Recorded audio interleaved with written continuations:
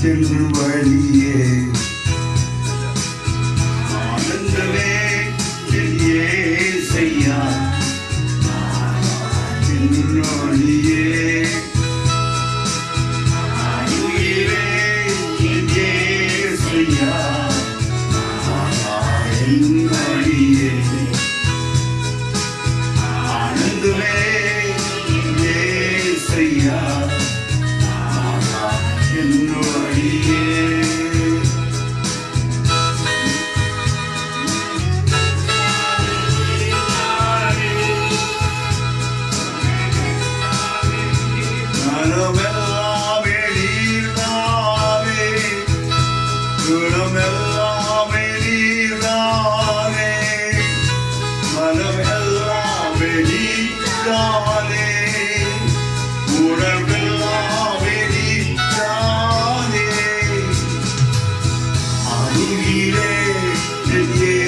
செய்யா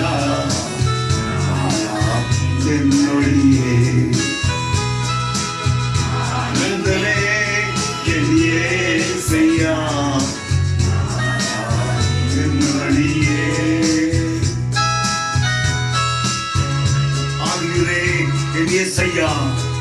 மாறாயின் வழியே ஆனந்தமே என்னை செய்யா மாறாயின் வழியே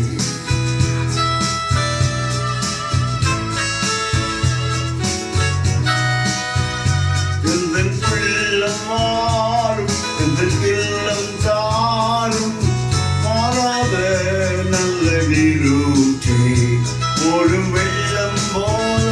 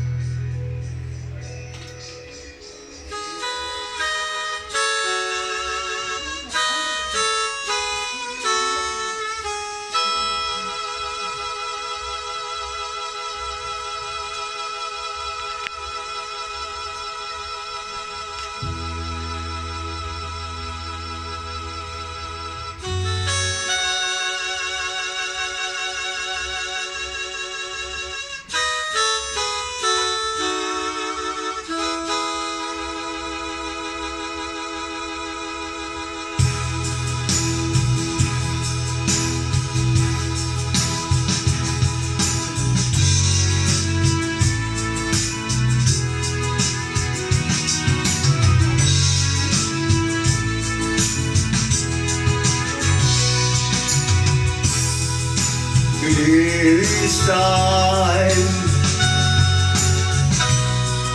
It is time. He makes all things beautiful in His time. Lord, please show me every day as You're teaching me your way. That You do just what You say in Your time. Lord, please show me every day as You're teaching me Your way. And You do just what You say in Your time.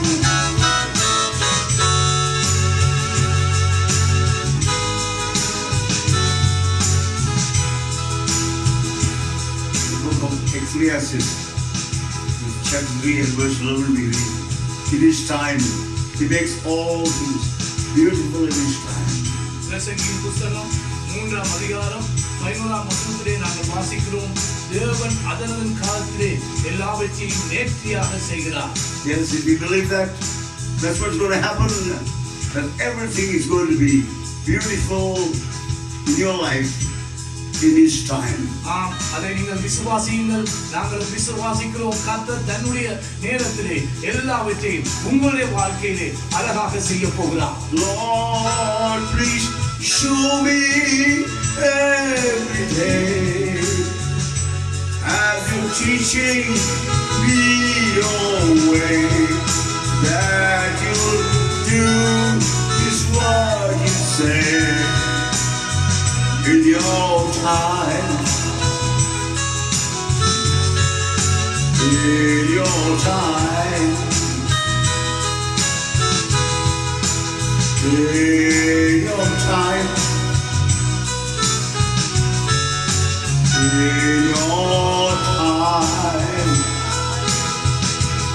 In Your time, Lord, You make all things beautiful. In Your time.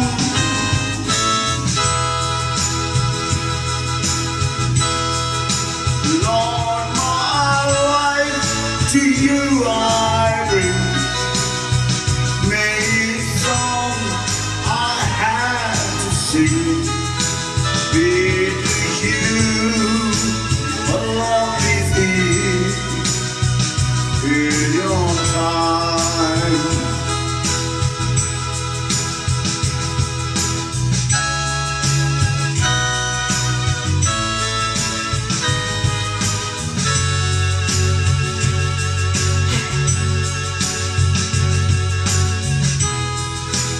There's a time. There's a time for sowing and for weeping. There's no time.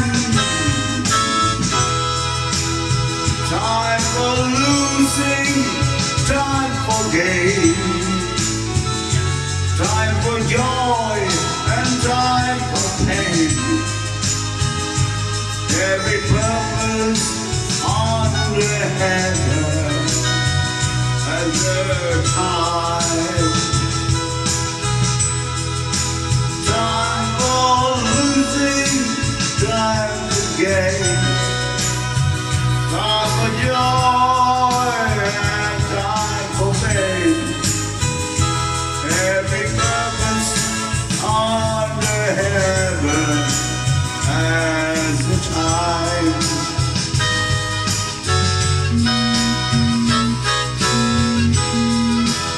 Every purpose under heaven has a time.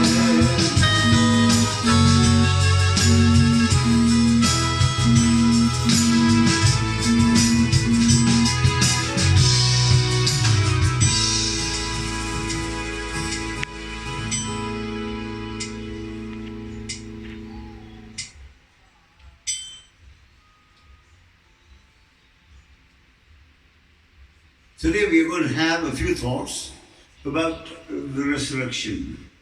இன்றைக்கு உயிர்த்தெழுதலை குறித்து ஒரு சில காரியங்களை நாங்கள் தியானிக்க போகிறோம்.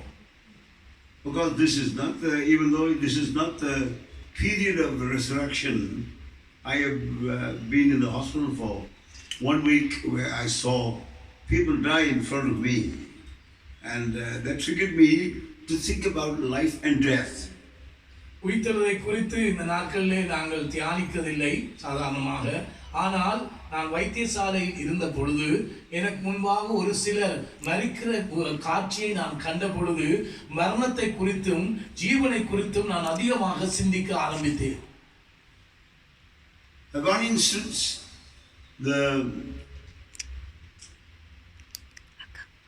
the doctors and the nurses all together, about 20-30 of them, tried to resuscitate the dying man from death. They were trying to manually doing CPU and other electrical gadgets to raise him up. ஒரு சம்பவம் நடந்தது. ஒருவர் அங்கே மரித்துக் கொண்டிருந்தார். அந்த வேளையிலே அந்த வைத்தியசாலையில் உள்ள வைத்தியர்கள் தாதிமார் ஏறத்தாழ 20 பேர் மிகவும் அதிகமாக பிரயாசப்பட்டு எப்படியாவது அவருக்குள்ளே மறுபடியும் ஜீவன் வரும்படியாக போராடினார்கள். I have seen this in movies, but this was the first time I saw it in life. நான் படங்களிலே சினிமாவிலே இதை பார்த்திருக்கிறேன். ஆனால் முதல் முறையாக நான் என்னுடைய கண்களால் இதை நான் கண்டேன். How the doctors took turn one by one to massage the heart to revive the dying person.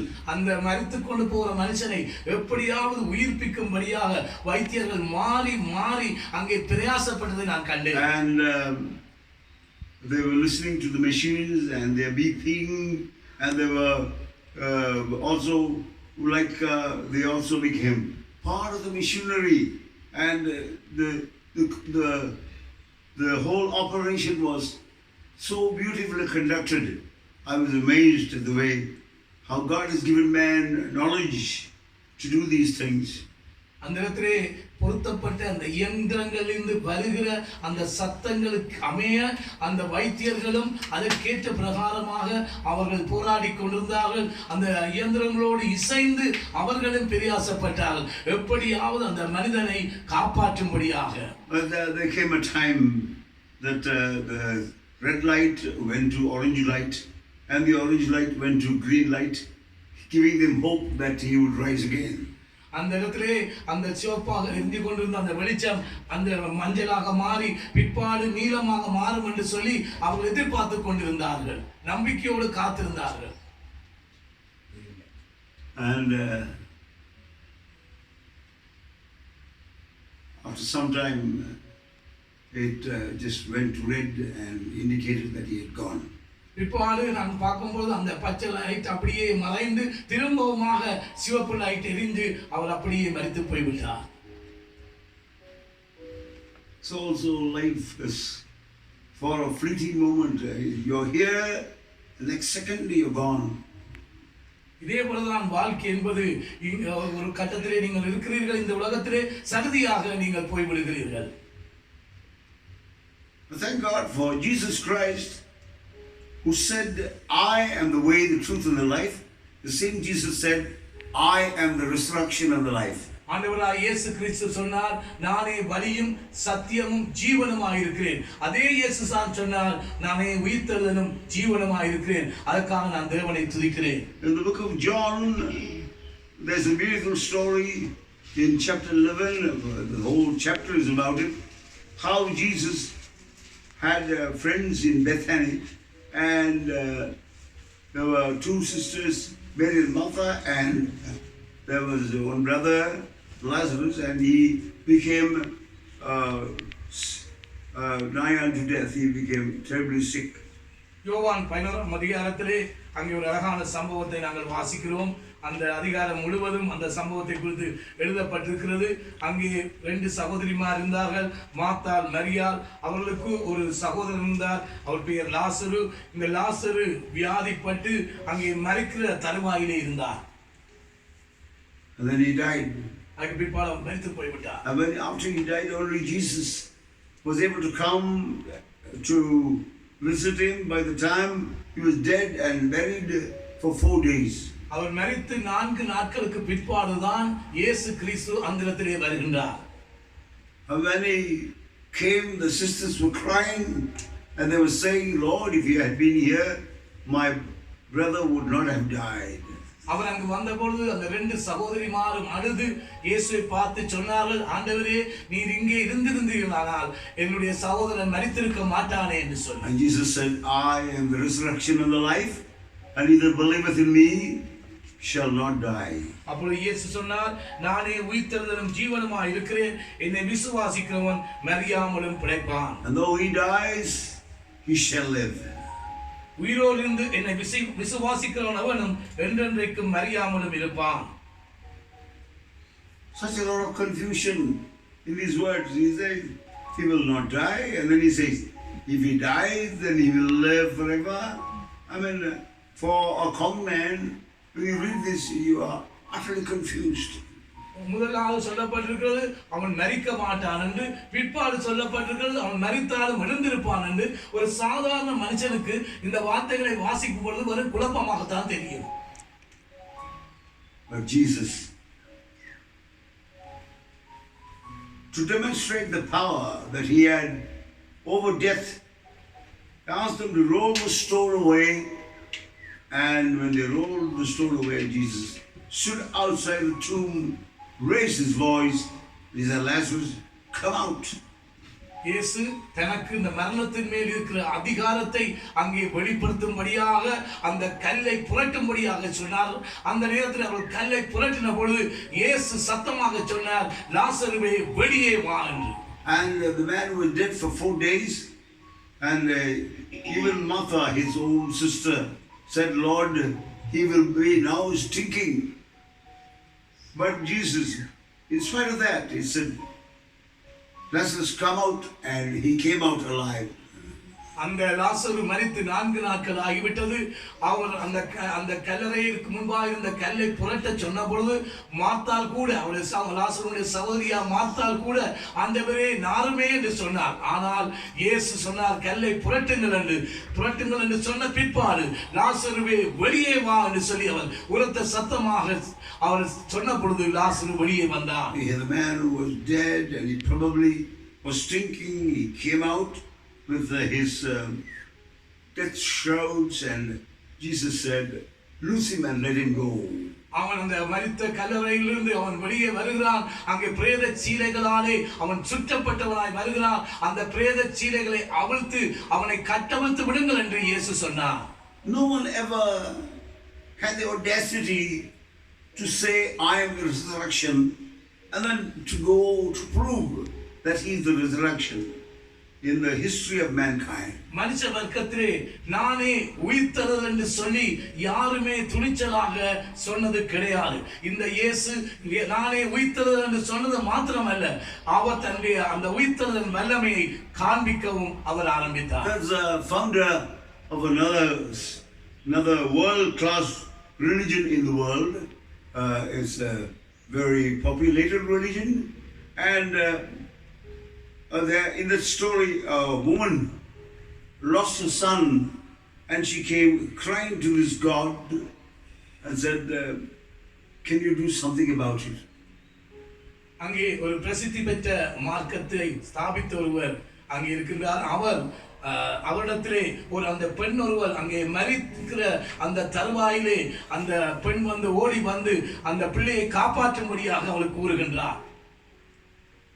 Boy was already dead. ஆனால் அந்த பையன் ஏற்கனவே மரித்திருந்தார். And so he said, go to a house and find a house that has no death. No one has ever died. And bring me a handful of mustard seed, and I'll raise your child. நீ எல்லா வீடுகளுக்கும் சென்று மரணமே இல்லாத ஒரு வீட்டுக்கு சென்று அந்த இடத்திலே ஒரு கொஞ்சம் தானியத்தை கையில் எடுத்துக்கொண்டு எனக்கு காண்பி என்று சொல்லி சொன்னார். And she went from house to house asking for mustard seed. First of all, she said, has anyone died here? Everybody said, yes, we've had death. People have died here. So we went from house to house, begging and pleading, but found out that in every house there was death. அவள் அங்கே வீடு வீடாக சென்று யாராவது இந்த வீட்டிலே மரியாமல் இருக்கிறார்களா, யாராவது செத்தபடி இல்லாமல் இருந்ததான்னு கேட்டபொழுது எல்லா வீடுகளிலும் அங்கே மரணம் ஏற்பட்டிருக்கதை அவள் அங்கே காணக்கூடியதாக இருந்தது. So he brought forth a very important factor. An important fact is that death is universal. It will come to anybody. ஆகவே இதன் மூலமாக அந்த மதத்தை ஸ்தாபித்த பெரியவர் சொன்னார், மரணமானது எல்லாருக்கும் சம்பவிக்கும், எல்லா ஜனங்களுக்கும் அது சம்பவிக்கும் என்று சொல்லி அவர் சொன்னார். What you need to do is to understand this philosophy, to go with the swing of the world. Everybody dies, we just accept it, which is a good truth too. ஆகவே அவர் சொன்னார், இந்த உலக தத்துவத்திலே நீங்களும் இசைந்து கொள்ள வேண்டும், எல்லாருமே உலகத்திலே மரிக்கிறார்கள், ஆகவே அதை ஒரு சாதாரண நிகழ்வாக எடுத்துக்கொள்ள வேண்டும் என்று சொன்னார். அது உண்மைதான், அது சத்தியம்தான். But in the case of our Lord Jesus Christ, ஆனால் நம்முடைய ஆண்டவராகிய இயேசு கிறிஸ்துவை பொறுத்தவரையிலே, then roll the stone away. I want to raise this boy who was dead for 4 days. கல்லை புரட்டி போடுங்கள், மரித்து 4 நாட்களாய் கிடக்கிற இந்த வாலிபனை நான் உயிரோடு எழுப்புவேன். And he went on, not only said that, he went on to perform it, and he brought Lazarus out, and the man who was dead for 4 days came walking out of the tomb. அவர் அதை சொன்னது மாத்திரமல்ல, 4 நாட்களாக மரித்து போய் கல்லறையில் இருந்த மனிதனை, அந்த லாசருவை ஆண்டவர் வெளியே கொண்டு வந்து உயிரோடு எழுப்பினார். And this our Lord Jesus Christ is a faithful God, and he will always keep his promises. நம்முடைய ஆண்டவராகிய இயேசு கிறிஸ்து உண்மை உள்ள தேவனாய் இருக்கிறார், எப்பொழுதும் வாக்குத்தத்தங்களை நிறைவேற்றுகிற தேவனாக இருக்கிறார். And not only that, we find that in 3 different places Jesus raised the dead in the New Testament. புதிய ஏற்பாட்டிலே இயேசு கிறிஸ்து 3 இடங்களிலே மரித்தோரை விட்டு உயிரோடு எழுப்பின சம்பவங்களை நாங்கள் பார்க்கிறோம். Such a wonderful God, such a loving God. இப்படிப்பட்ட ஒரு அன்பான தேவன், இப்படிப்பட்ட வல்லமையான தேவன் நமக்கு இருக்கிறார். And he wants to give us the assurance that even when we die, we will rise again. நாங்கள் மரித்தாலும் நாங்கள் உயிரோடு எழுந்திருப்போம் என்ற அந்த நிச்சயத்தை அவர் எங்களுக்கு தர விரும்புகிறார். I told you this 2 days ago. I saw this man. He was only 45 years.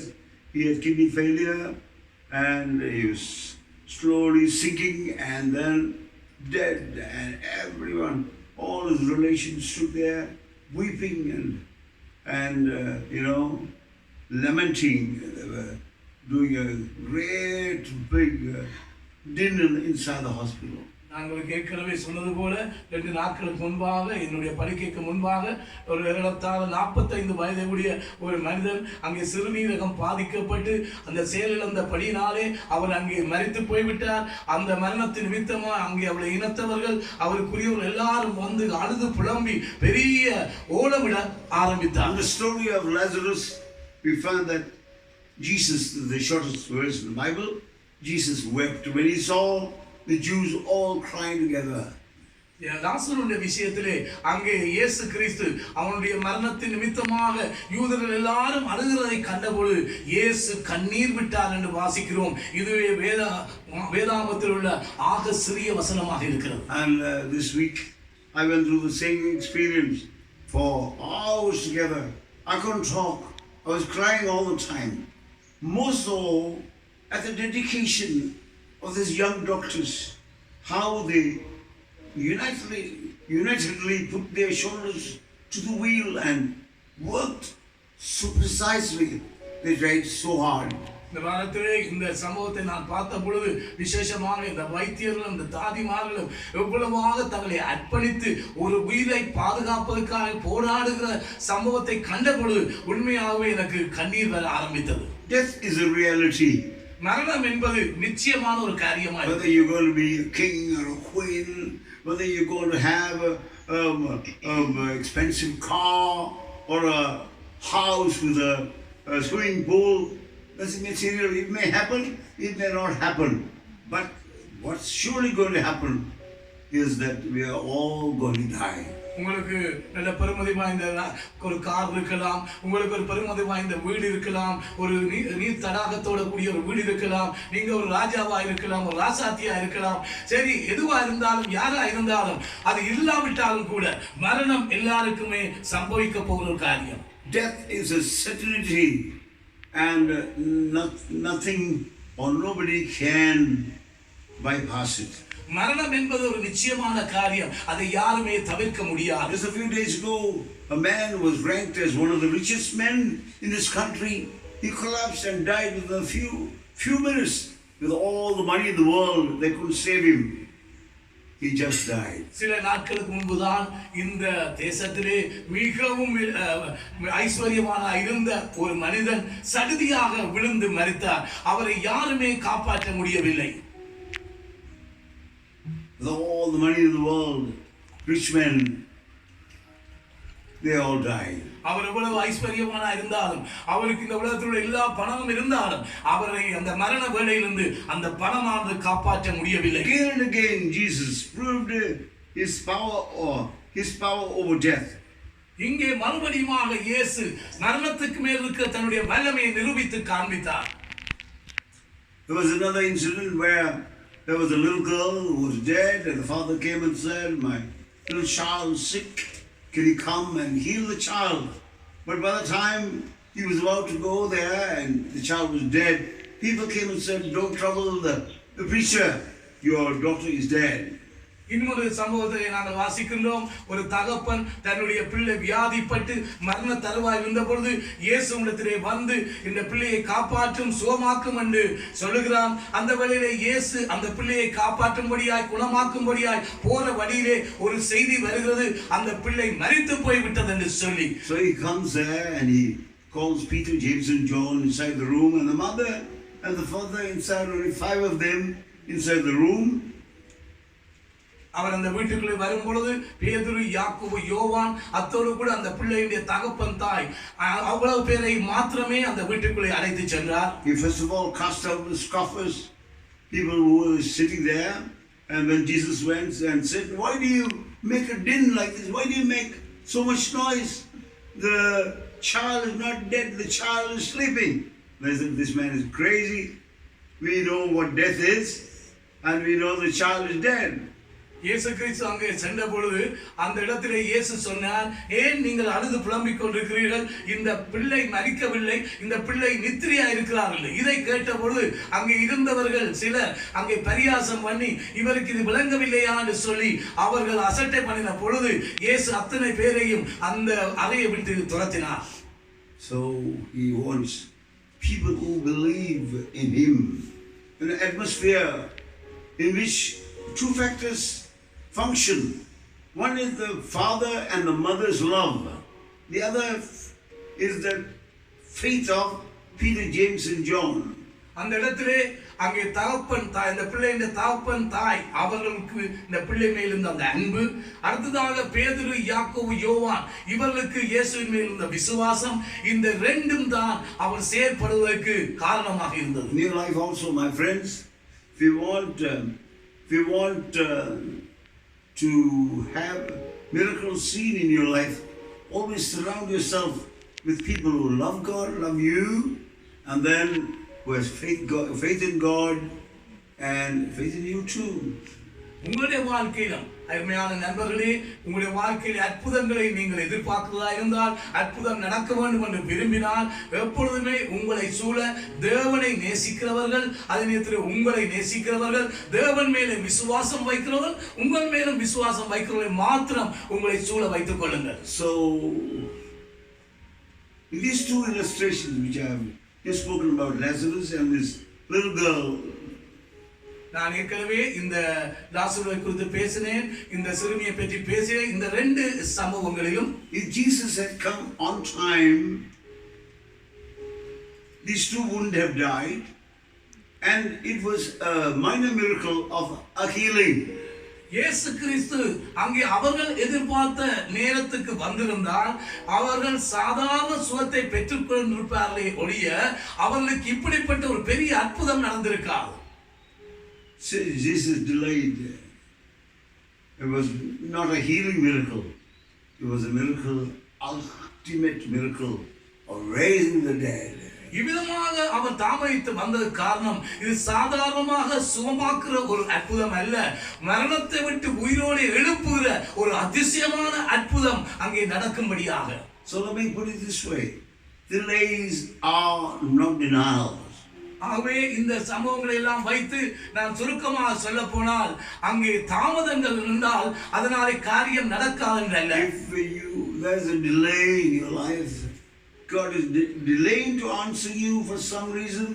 The reason is it's going to be not just ordinary, but it's going to be a spectacular miracle. உங்களுடைய வாழ்க்கையிலும் ஆண்டவர் தாமதிப்பாரே, ஆனால் அதை கொண்டு நீங்கள் அறிந்து கொள்ள வேண்டியது என்னவென்றால் ஒரு சாதாரண ஒரு அற்புதத்தை அல்ல, மிகவும் அதிசயமாக எல்லாரும் பிரமிக்கத்தக்க ஒரு அற்புதத்தை உங்களுடைய வாழ்க்கையிலே செய்ய போகிறார் என்பதே அதனுடைய அர்த்தமாக இருக்கிறது. I see a lot of friends all over the world watching this telecast. I know many of you have been going through difficult times, praying for answers, positive answers, but you still have faith. However, everything seems to be getting delayed all the more. என்னுடைய இந்த வார்த்தைகளை இன்றைக்கு உலகம் முழுவதும் என்னுடைய நண்பர்கள் கேட்டுக்கொண்டிருக்கிறதை நான் பார்க்கிறேன். உங்களுடைய வாழ்க்கையிலும் நீங்கள் ஜெபம் பண்ணுகிறீர்கள், ஒரு காரியம் உங்களுக்கு வாய்க்க வேண்டும் என்று ஜெபிக்கிறீர்கள், அனுகூலம் உண்டாக வேண்டும் என்று ஜெபிக்கிறீர்கள், ஆனால் தாமதங்கள் ஏற்படுகிறது. உங்களுக்கு விசுவாசம் இருக்கிறது தான், ஆனால் தாமதங்கள் ஏற்படுகிறது உங்களுடைய வாழ்க்கையிலே. Your life also, you need people who love you to surround you. உங்களுடைய வாழ்க்கையிலும் உங்களை நேசித்து உங்களை சூழ்ந்திருக்க கூடியவர்கள் உங்களுக்கு தேவையா இருக்கிறார்கள். People who love you for the needs that you have, they are willing to pray for you, and also people who love Jesus and has faith that he will answer their prayers for you. உங்களுடைய நண்பர்கள், அதாவது உங்களை நேசிக்கிற நண்பர்களாக அவர்கள் இருக்க வேண்டும். அதே நேரத்தில் உங்களுடைய தேவையை நன்கு விளங்கினவர்களாக இருக்க வேண்டும். அதே நேரத்தில் இயேசுவை நேசிக்கிறவர்களாகவும் இருக்க வேண்டும். அப்படிப்பட்ட நண்பர்கள் தான், அப்படிப்பட்டவர்களுடைய ஜெபம் தான் உங்களுடைய வாழ்க்கையிலே பலன் செய்யக்கூடியதாக இருக்கிறது. Choose your friends wisely. Choose your friends nicely. உங்களுடைய நண்பர்களை ஞானத்தோடு தெரிந்து கொள்ளுங்கள்.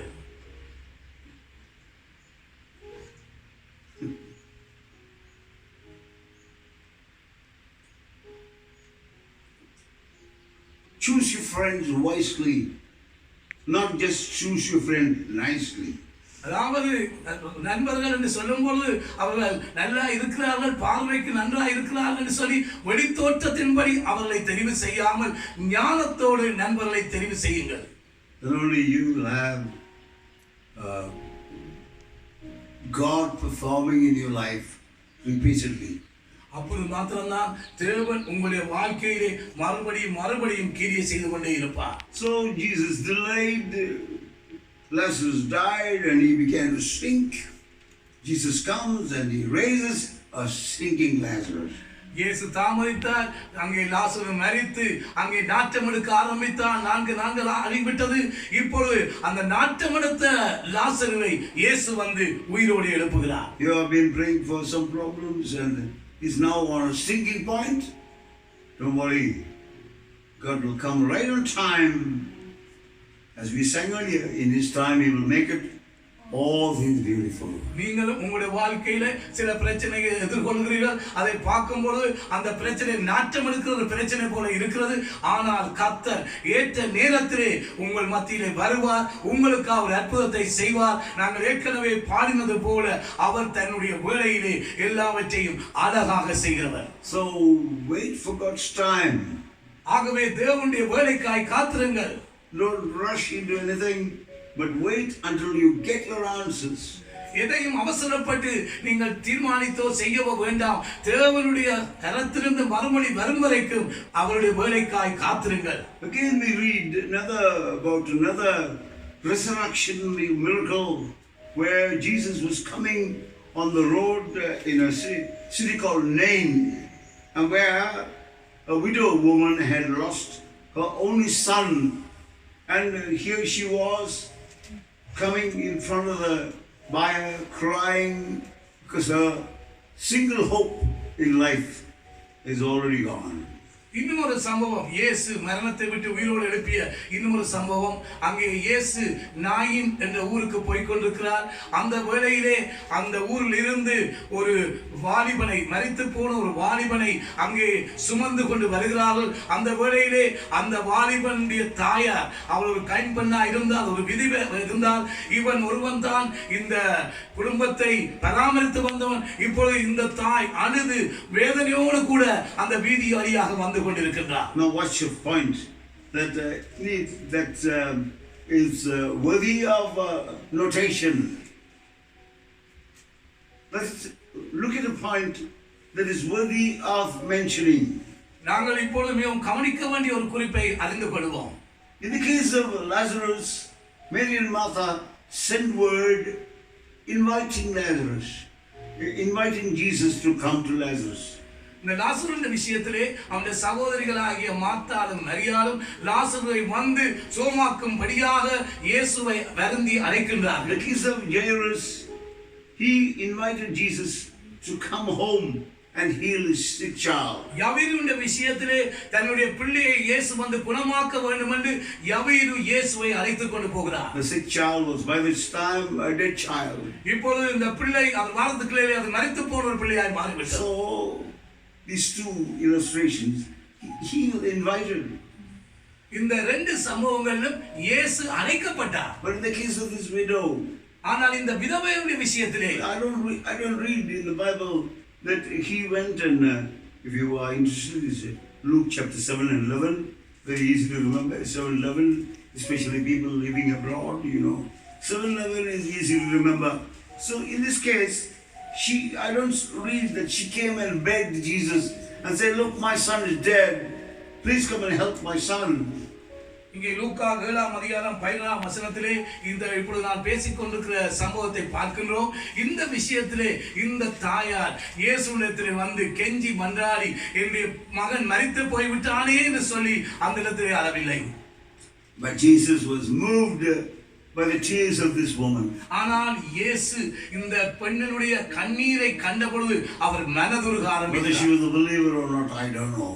அவள் விசுவாசியா இருந்தாலோ இல்லையோ எனக்கு I தெரியாது. don't know whether she's ever even gone for a Jesus meeting. அவள் இயேசு நடத்தின கூட்டங்களுக்கு போனாலோ இல்லையோ எனக்கு தெரியாது. When he came and stopped the mire. ஆனால் இயேசு வந்து அந்த பாடையை தொட்டார். And he said, young man, rise. வாலிபனே எழுந்திரு என்று இயேசு சொன்னார். And he rose from the dead right in the public road. He jumped down from the mire and perhaps the first thing he did was hug the mother.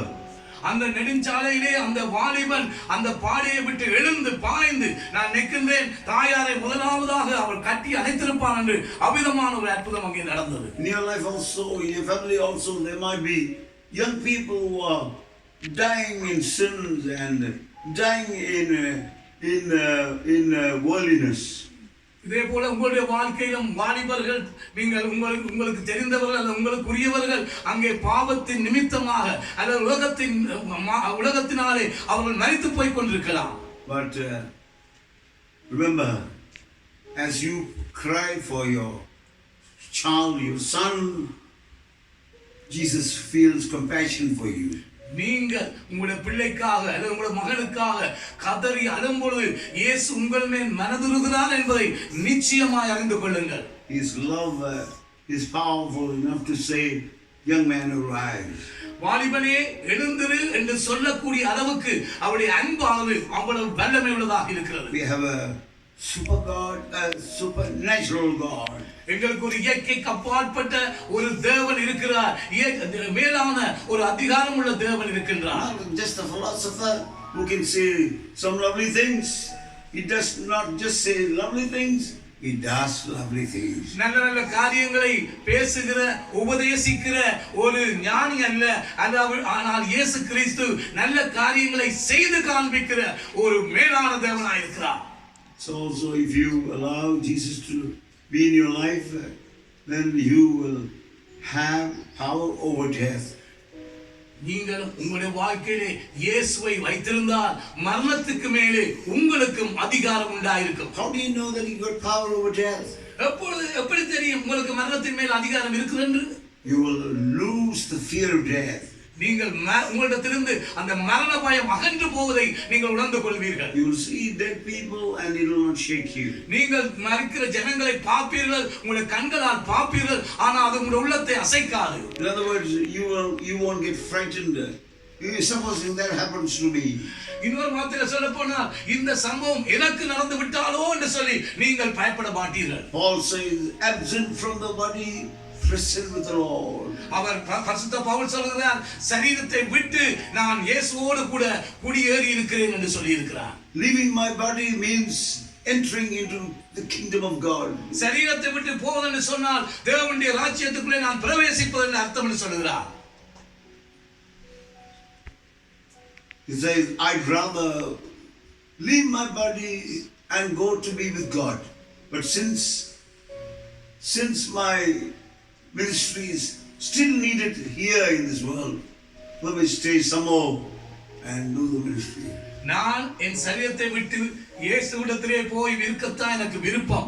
ஆனாலும் இந்த உலகத்திலே இன்னும் உங்களுக்காக நான் ஊழியம் செய்ய விரும்புகிறபடியினால் இந்த சரீரத்திலே இருக்க நான் விரும்புகிறேன் என்று சொல்லுகிறேன். Absent from the body, the moment you leave your body, then you are present with the Lord Jesus Christ. எந்த க்ஷணம் உங்களுடைய சரீரத்தை விட்டு நீங்கள் வெளியேறுகிறீர்களோ அந்த க்ஷணமே நீங்கள் ஆண்டவராகிய இயேசுவினுடைய பிரசன்னத்துக்குள் பிரவேசிக்கிறீர்கள். What a wonderful, wonderful Jesus. எவ்வளவு ஒரு அற்புதமான இயேசு நமக்கு இருக்கிறார்.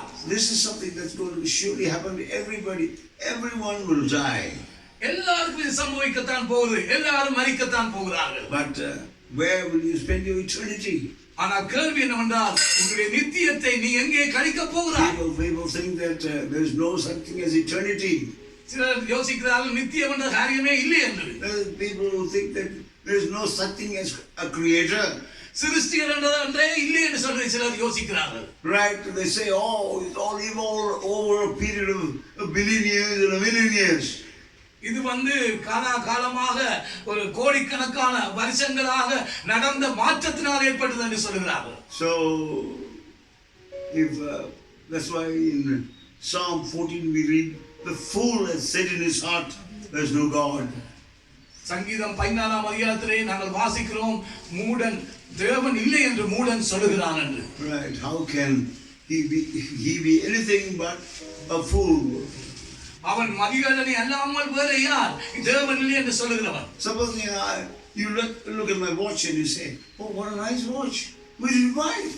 நீங்கள் வைத்துக் கொள்வோம், என் கையிலே இந்த மணிக்கூடு இருக்கிறது, அவ்வளவு ஒரு அழகான மணிக்கூடு எங்கே வாங்கினீர்கள் என்று நீங்கள் என்னிடத்தில் கேட்கிறீர்கள் வைத்துக் கொள்வோம். And I tell you, oh, this has been stolen by my well side for over a period of 40 years, and the little stone became a beautiful watch.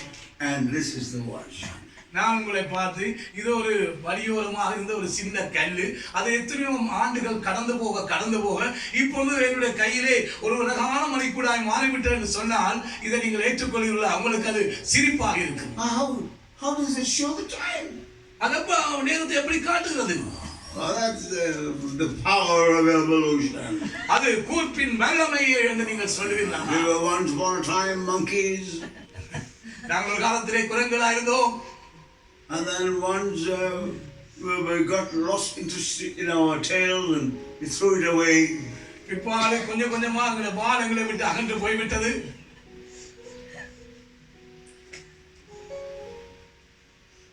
And now we are able to stand around and walk about without the help of a tail. இப்பொழுது நாங்கள் நிமிர்ந்து எங்களுக்கு வால் இல்லாமலேயே நாங்கள் நடக்கக்கூடியதாக இருக்கிறது. Once the monkeys had a universal conference. ஒரு முறை குரங்குகள் எல்லாம் சேர்ந்து சர்வதேச மாநாடு ஒன்று நடத்தினார்கள். And there the chairman monkey got up and said, lasted the whole monkeydom. And he said, you silly fools, how do you allow these human beings to go about telling that we are their forefathers? அப்பொழுது அந்த கூட்டத்தை நடத்தினவர் அந்த பிரதான குரங்கு எழும்பி சொன்னது, அந்த மற்ற குரங்களை பார்த்து, நீங்கள் மதிகேடர், ஏனென்று சொன்னால் எப்படி இந்த மனுஷன் தான் குரங்கிலிருந்து வந்தவன் என்று சொல்லும் பொழுது அதை பார்த்து கொண்டிருக்கிறீர்கள், அதை நம்புறீர்களா என்று சொல்லி. Which monkey divorces its wife? எந்த குரங்கு தன்னுடைய மனைவியை விவாகரத்து செய்கிறது? Which monkey drinks alcohol and beats up its children? எந்த குரங்கு அங்கே குடி போதையிலே தன்னுடைய பிள்ளைகளை அடிக்கின்றது? So you see, even this is only a story, but even animals don't want to be recognized as a stupid man. இந்த மனுஷீகம், அதாவது மதிகெட்ட மனிதனோடு கூட மிருகங்கள் கூட தங்களை இனம் காட்ட விரும்பவில்லை. We're talking about a creator God who has now functions as a resurrection God. சிருஷ்டி தேவன் இப்பொழுது உயிர்த்தெழுந்த தேவனாக அவர் செயல்படுவதை குறித்து தான் நாங்கள் பேசிக் கொண்டிருக்கிறோம். So the more we go through our lives, the more we go through the path that's set for us, the more we begin to understand the ways of God. நாங்கள் எங்களுக்கு தேவன் நியமித்த அந்த பாதையிலே நடக்க தேவனுடைய வழிகளை எங்களால் புரிந்து கொள்ளக்கூடியதாக இருக்கிறது. You read about Job, a wonderful man of God. யோபை குறித்து நீங்கள் வாசித்திருப்பீர்கள், அற்புதமான ஒரு தேவ மனுஷன். Right, he trusted God, and in fact God testified about him in front of the devil, and he said, no one is like Job in the whole world. தேவன் பிசாசுக்கு முன்பாக யோபை குறித்து சாட்சி கொடுத்தார், யோபை போல இந்த உலகத்திலே யாருமே இல்லை என்று. Remember, the devil challenged God, and he said, look, he's a mercenary. Only because you give him everything, he has made you his God, and he's trying to live an upright life. All because you given him goats, and you're given camels, and you're given them donkeys, male servants, field servants, and then you've given them abundant children, a number of lovely children. No wonder he loves you and serves you. அப்பொழுது சாத்தான் தேவனை பார்த்து சவால் விட்டான், இந்த யோபு என்பவர் ஒரு கூலிப்படையை சேர்ந்தவர், நீர் அவருக்கு எல்லாம் கொடுத்திருக்கிறபடியா, ஆடுகளை கொடுத்திருக்கிறீர், மாடுகளை கொடுத்திருக்கிறீர், கழுதைகளை கொடுத்திருக்கிறீர், அப்ப அதன் நிமித்தமா அவரை நேசிக்கிறதுல எந்த ஆச்சரியமே இல்லை என்று சொல்லி அங்கே அவன் சவால் விட்டான். கூலிப்படை, you pay him well, and therefore he serves you well. நீ நல்லா அவனுக்கு காசு கொடுக்கிறீர், அதனால அவன் நமக்கு சேவை செய்கிறான், அவன் ஒரு கூலிப்படையை சேர்ந்தவர். Right. So God wanted to show the devil that Job was a real lover of God. உண்மையான ஒரு தேவ ஊழியர், உண்மையாக ஒரு தேவனை நேசிக்கிற மனுஷன் யோபு என்பதை பிசாசுக்கு கர்த்தர் நிரூபித்து காண்பிக்க விரும்பினார். So he went through a number of trials in his life. அதன் நிமித்தமாக யோபு தன்னுடைய வாழ்க்கையிலே பல சோதனைகளுக்குள்ளாய் கடந்து போனான். He first of all lost everything he had. முதலாவதாக தனக்கு இருக்கிற எல்லாவற்றையும் அவன் இழந்தான். And when he lost everything he had, he said God gave, God took, blessed be his name. எல்லாவற்றையும் அவன் இழந்த பொழுது அவன் சொன்னான், கர்த்தர் கொடுத்தார், கர்த்தர் எடுத்தார், கர்த்தருடைய நாமத்துக்கு ஸ்தோத்திரம் என்று. So then there was another problem. The devil said, no, you've given him good health. இன்னொரு பிரச்சனை, அதாவது பிசாசு ஆண்டவரை பார்த்து சொன்னா, அவனுக்கு நல்ல சுகத்தை கொடுத்திருக்கிறீரே என்று சொல்லி. Health is wealth. சுகம்தான் ஐஸ்வர்யம் என்று நமக்கு தெரியாதா? So then, right, let's deal with that also. சரி, அதோடு கூட விடப்பட்டு பார்ப்போம். Therefore he became very sick, super sick, and stinking too. அவன் அதன் நிமித்தமா வியாதிப்பட்டான், அதிகமாய் வியாதிப்பட்டான், வியாதியின் நிமித்தமா அவன் நாட்டம் எடுத்தான். And the wife probably was wanting to get him out of line so that she could find somebody else. He said, why don't you curse God and die? Because that's the only way to kill Job is to make him curse God. நான் நினைக்கிறேன் யோபுடைய மனைவி இந்த யோபு தன்னுடைய வாழ்க்கையில இல்லாமல் போனால் நல்லம், அவன் தன்னுடைய வாழ்க்கையில இல்லாமல் போறதுக்கு ஒரே ஒரு காரியம் செய்யலாம், தேவனை சபித்து அவன் ஜீவனை விட முடியும். அவை தேவனை சபித்து ஜீவனை விடும் என்று அவனை பார்த்து சொல்லிக்கொண்டே இருந்தான். And Job said, you talk like a foolish woman. அப்படி யோபு அவளை பார்த்து நீ பைத்தியக்காரி பேசுறது போல பேசுகிறாய். I don't want to generalize and say all women talk foolish things.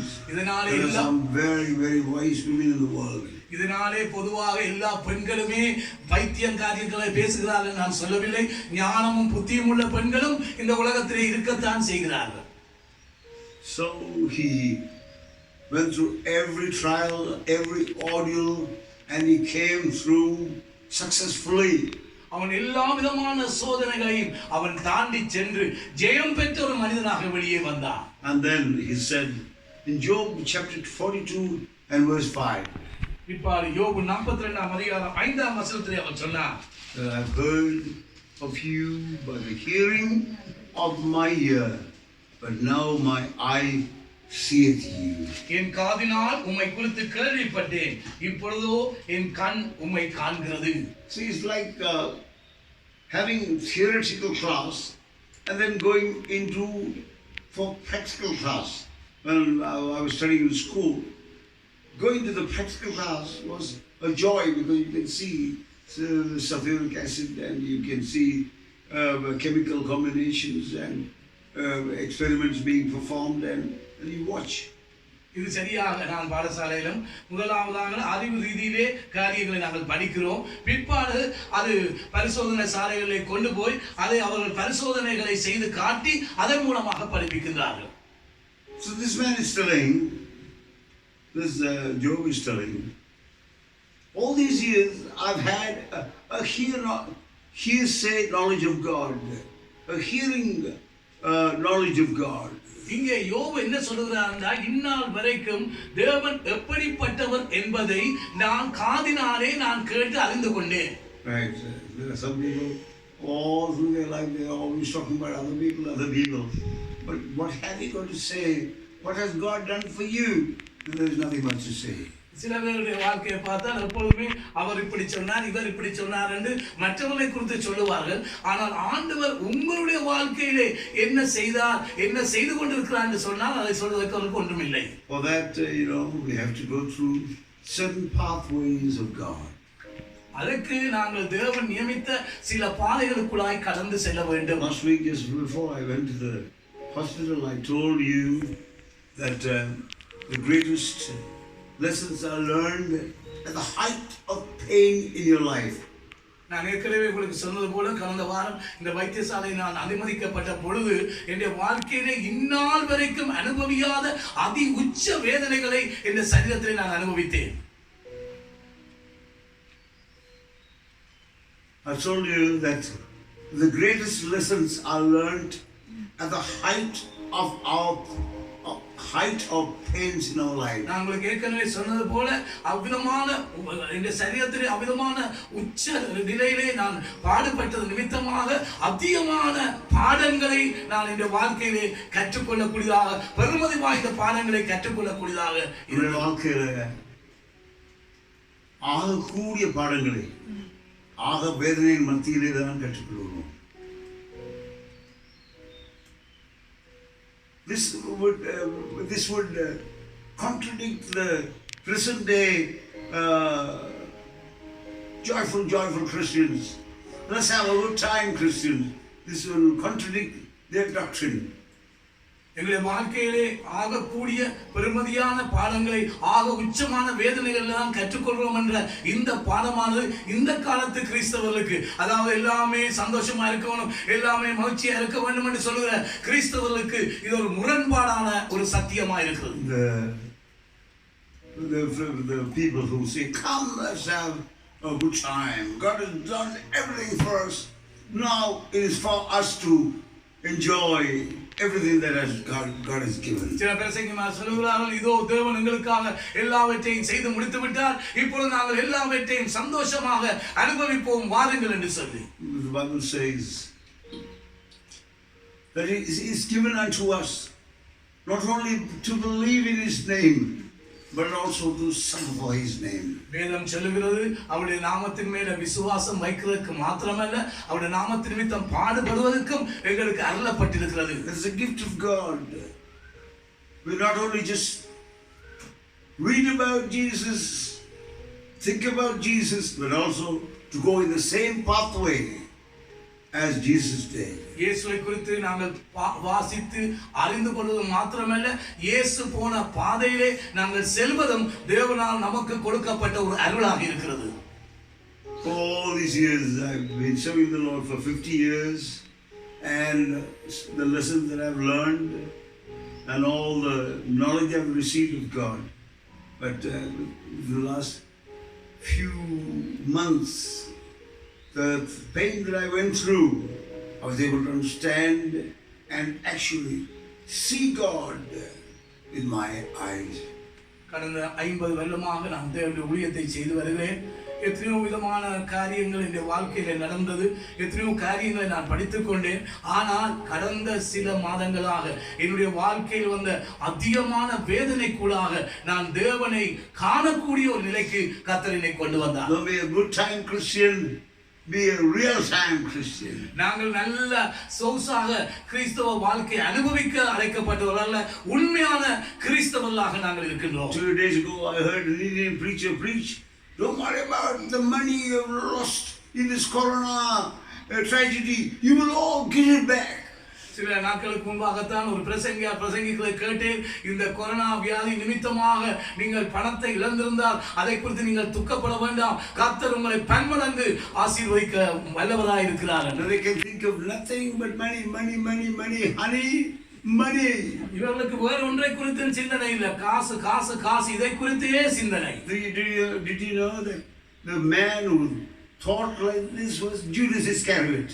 இவ்விதமாக சிந்தித்தவன் யூதாஸ் காரியத்து. அது உங்களுக்கு தெரியுமா? I want to make a quick buck by selling this Jesus because he's not going to get us any money. இந்த இயேசுவை பின்பற்றினால் எந்த காசும் கிடைக்காது, ஆகவே சீக்கிரமாக நான் பணம் சம்பாதிக்க வேண்டும் என்றால் இவரை நான் விற்க வேண்டும் என்று சொல்லி அவன் தீர்மானித்தான். Thank God for the path that I've gone through and the churches that have gone through this corona disaster. கர்த்தருக்கு ஸ்தோத்திரம். நான் போன இந்த பாதைகள் கூட கர்த்தருக்கு நான் நன்றி செலுத்துகிறேன். மாத்திரமல்ல இந்த கொரோனா சூழ்நிலை கூட சபைகள் கடந்து வந்த பாதைகளுக்காக கர்த்தருக்கு நான் நன்றி செலுத்துகிறேன். You can take all the path that you have come through within the last few weeks and months. God is going to make you a great, successful, victorious Job. You will be able to say, now my eyes see him. கடந்த காலங்களிலே கர்த்தர் உங்களை கொண்டு போன பாதைகளை நீங்கள் சரியான மனப்பான்மையோடு ஏற்றிருந்தால் நிச்சயமாகவே யோபை போல நீங்கள் சொல்லுவீர்கள், நான் இந்நாள்வரை காதினால் கேள்விப்பட்டேன், இப்பொழுது என் கண் உம்மை காண்கிறது. Psalm 48 and last verse. This God is our God forever and ever. He'll be our guide even unto death. சங்கீதம் 48ஆம் அதிகாரத்திலே நாங்கள் கடைசி வசனத்திலே வாசிக்கிறோம், இந்த தேவன் நம்முடைய தேவன் சதா காலங்களிலும் மரண பரியந்தம் நம்மை நடத்த வல்லவராய் இருக்கிறார். May God bless you this week. இந்த காலத்தில் கர்த்தர் தாமே உங்களை ஆசீர்வதிப்பாராக. May God prosper you in everything that you do. நீங்கள் செய்கிற ஒவ்வொரு காரியத்திலும் உங்களை ஆசீர்வதிப்பாராக. May you grow in the knowledge of God. தேவனுடைய அறிவிலே நீங்கள் வளர்ந்து செல்வீர்களாக. Not only in what you have heard, but in what you have experienced. நீங்கள் இந்நாள்வரை காதினால் கேள்விப்பட்டது மாத்திரமல்ல, இப்பொழுது நீங்கள் போன அந்த பாதைக்குள்ளாக தேவனை இன்னும் அறிந்து கொள்வீர்களாக.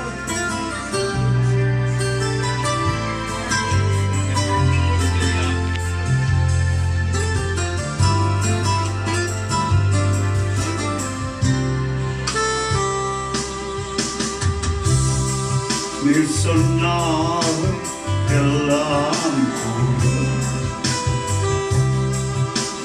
சொல்லாம் என் ஜீவன் வாழும். நீ சொன்னால் எல்லாம் நான் விளைந்தால் உள்ளம் வாழும்.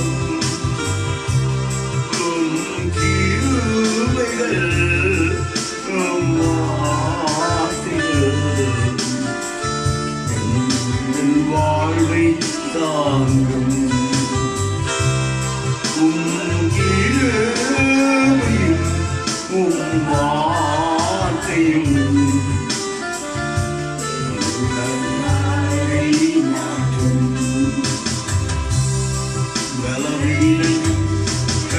சொல்லாமல் பலவானின் மேல் நான் சுகவீரன் என்று சொல்லாமல் சுகவானின் மேல் நான் பலவீரன் என்று சொல்லாமல் பலவானின் மேல் நான் சுகவீரன் என்று சொல்லாமல் சுகவானின் மேல் நான்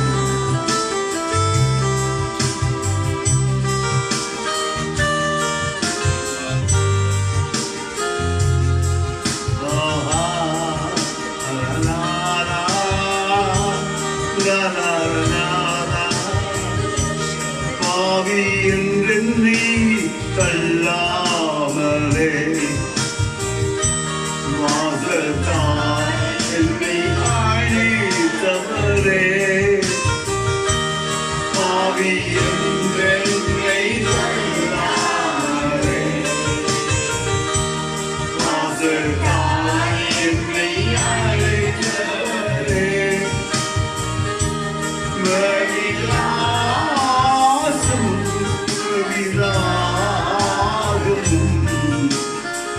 உம்மை விட்டு என்னை பிரிக்காதே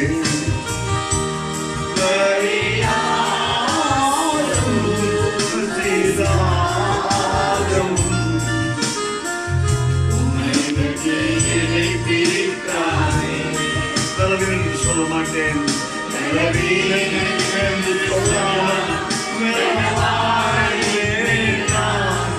சுகவீரன் என்று சொல்லாமல் சுகமானே நான் பலவீனன் என்று சொல்லாமல் பலவானே நான் சுகவீரன் என்று சொல்லாமல் சுகமானே நான்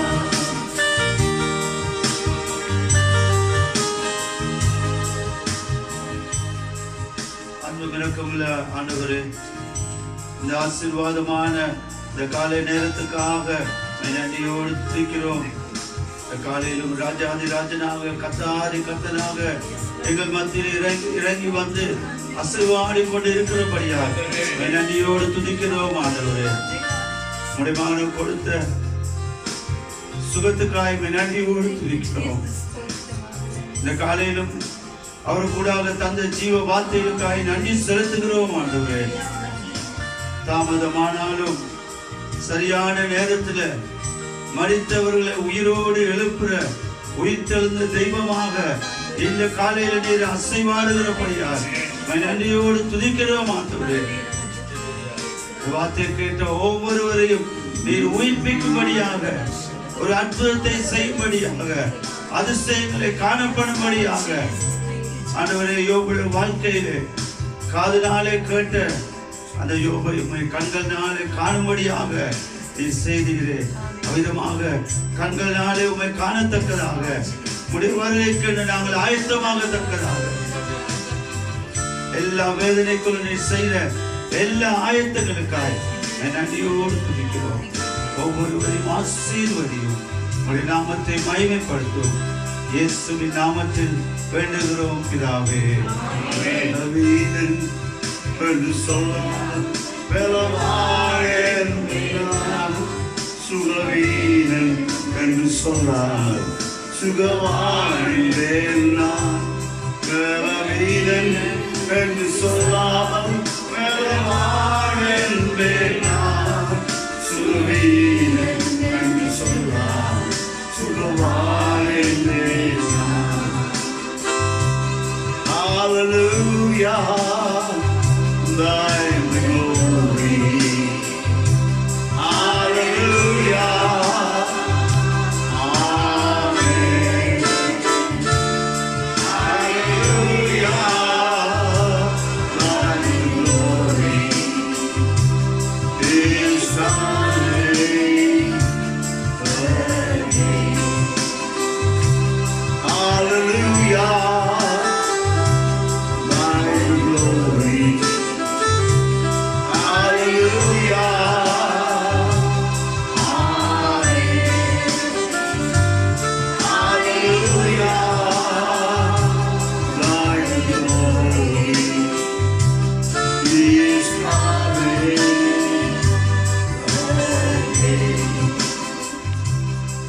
peace that passes all understanding, the love of God, and the fellowship, the sweet fellowship of the Holy Spirit be with us today and every day.